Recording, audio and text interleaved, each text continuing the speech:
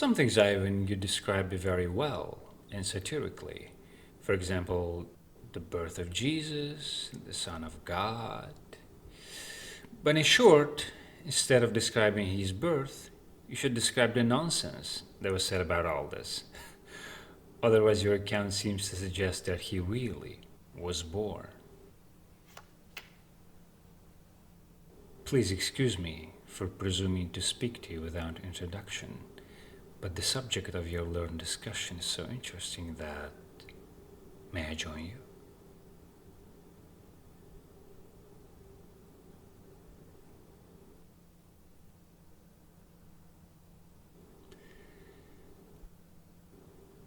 Was I mistaken when I heard you say that Jesus never existed on earth?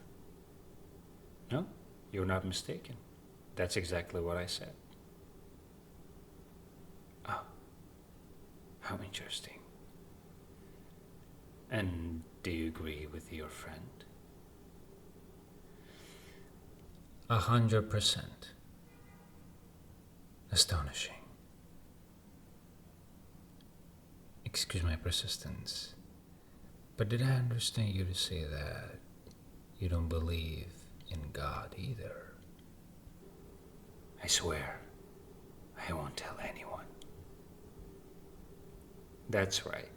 We don't believe in God, but we can talk about it freely and openly. You mean you are atheists? Yes, we are. How delightful. In our country, atheism comes as no surprise to anyone. The majority of our population made a conscious decision long ago not to believe the fairy tales about God. Allow me to thank you with all my heart.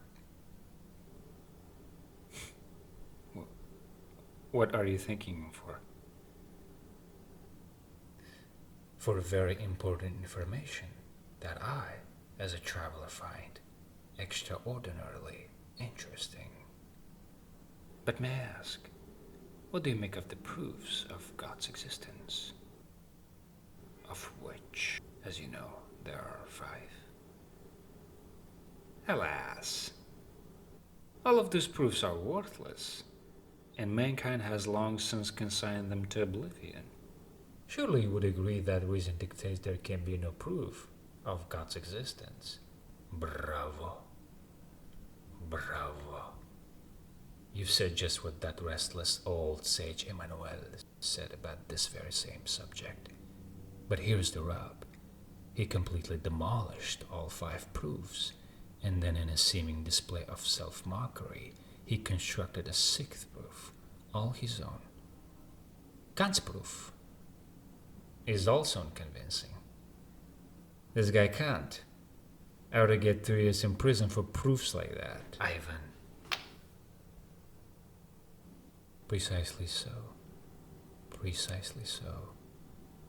That's the very place for him.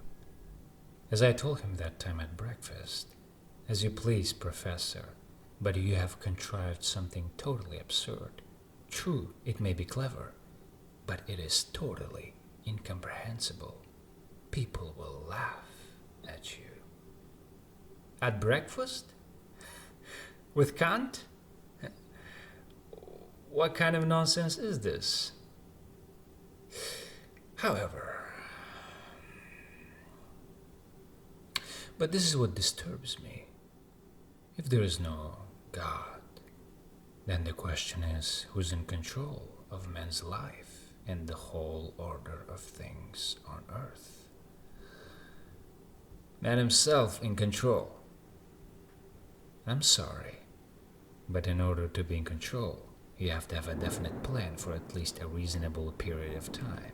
So how, may I ask, can man be in control if he can't even drop a plan for a ridiculously short period of time, say 1,000 years, and is moreover unable to ensure his own safety for even the next day? And indeed, suppose you were to start controlling others and yourself, and just as you developed a taste for it, So to speak, you suddenly went and, well, got lung cancer. Yes, cancer. And there goes your control. No one's fate is of any interest to you except your own. Your relatives start lying to you.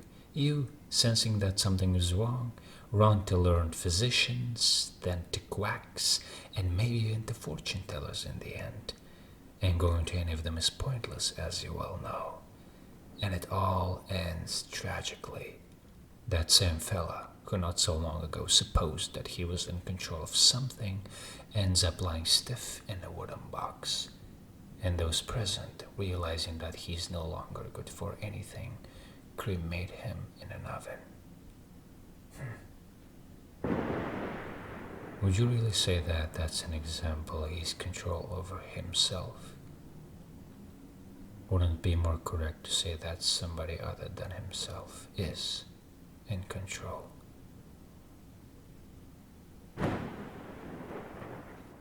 You would like a smoke, wouldn't you? Which brand do you prefer? You have assorted brands? Is that it? Which do you prefer?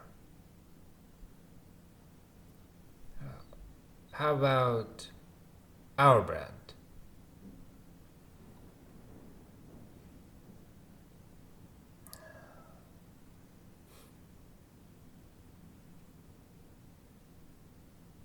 Our brand.